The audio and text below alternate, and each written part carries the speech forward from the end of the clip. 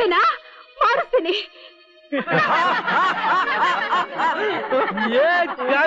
ಕೋಳಿ ಆಗ್ಬಿಟ್ಟಿಯಲ್ಲೇ. ಅವಳನ್ನ ಯಾಕಣ್ಣ ರೇಗಿಸ್ತೆ? ಅವಳ ಅಪ್ಪ ಅಣ್ಣ ರಾಕ್ಷಸರು, ನೀನ್ ಸುಮ್ನೆ ಬಿಡಲ್ಲಪ್ಪ. ಜನಾರ್ದನ, ಜನಾರ್ದನ, ಜನಾರ್ದನ, ನಿಧಾನ ನಿಧಾನ. ಮೇಲಿರೋ ಹೆಂಚು ಡಬಾಕ್ ಅಂತ ಕೆಳಗಡೆ ಬಿದ್ದ್ಬಿಡುತ್ತೆ. ಅದ್ ಸರಿ, ಏನಿಷ್ಟು ದೂರ ಬಂದಿತ್ತು? ನಿನ್ ರಕ್ತ ಕುಡಿಯೋಕ್ ಬಂದಿದ್ದೀ ನಾವು. ಅದ್ ಸರಿ, ರಾಕ್ಷಸರ ವಂಶ ಅಲ್ವೇ ನಿಮ್ದು? ಮುಚ್ಚ ಬಾಯಿ. ನೀನ್ ಮುಚ್ಚು. ಯಾಕೆ ಸ್ವಾಮಿ, ಏನಾಯ್ತು? ಏನ್ ಮಾಡ್ದ ನಮ್ಮ ಹುಡುಗ ನಾ ಇವನು ಪಿಡುಗ. ನನ್ನ ಮಗಳನ್ನ ನಡು ರಸ್ತೆಯಲ್ಲಿ ಹಿಡಿದು ಹಾರ ಹಾಕ್ದ. ಮುಂದಿನ ನಾನು ಹೇಳ್ತೀನಿ. ಪ್ರೈವೇಟ್ ನಾಗ ಮಾಡ್ಬೇಕಾದ ಕೆಲಸನ ಪಬ್ಲಿಕ್ ನಾಗ ಮಾಡ್ದ.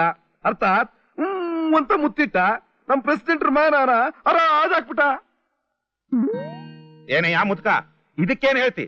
ಏನ್ ಹೇಳಿ, ವಯಸ್ಸಿನ ಹುಡುಗರು ತಪ್ಪು ಮಾಡ್ದೆ ನೀವು ನಾವು ಮಾಡಕ್ಕಾಗುತ್ತಾ ಪ್ರೆಸಿಡೆಂಟ್ರೆ? ತಪ್ಪು ಯಾವನ್ ಮಾಡಿದ್ರು ತಪ್ಪೆ, ಅದಕ್ಕೆ ತಕ್ಕ ದಂಡನೆ ಆಗ್ಲೇಬೇಕು. ನಿಮ್ಮಂತ ಥರ್ಡ್ ಕ್ಲಾಸ್ ಗೂಂಡಾಗಳ ಮಾತು ಕೇಳಿ ಬೆಣ್ಣೆಟ್ಟು ಸಾಕಿದ್ ನನ್ನ ಮಗನ ದಂಡಿಸ್ಲೇನ್ರಿ. ಹೋಗ್ರಿ, ನಿಮ್ ಮಗಳಿನ್ನೂ ಸತ್ತಿಲ್ವಲ್ಲ, ಆಗಿದ್ದಾಯ್ತು.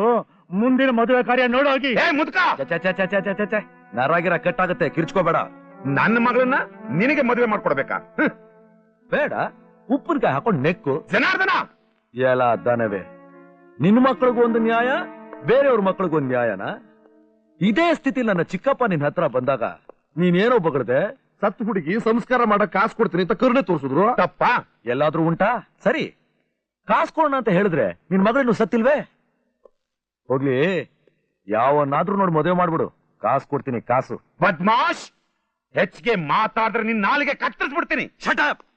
ನಿನ್ ಹತ್ರ ನಾಲ್ಗೆ ಕತ್ತರಿಸ್ಕೊಂಡು ನರಳ್ತಾ ಬದುಕೋಕೆ ನಾನೇನ್ ಶಿವು ಅಲ್ಲ. ನಿನ್ ನಾಲ್ಗೆ ಸಿಡಿ ಉಪ್ಕೊಂಡ್ಬಿಡ್ತೀನಿ. ಅಷ್ಟರಲ್ಲಿ ನಿನ್ನ ಕಥೆ ಮುಗಿಸ್ಬಿಡ್ತೀನಿ ನಾನು. ನನ್ನ ಕತೆ ಮುಗಿಸಿದ್ರೆ ಜೈಲ್ ಕಂಬಿ ಎಣಿಸ್ತೀನಿ.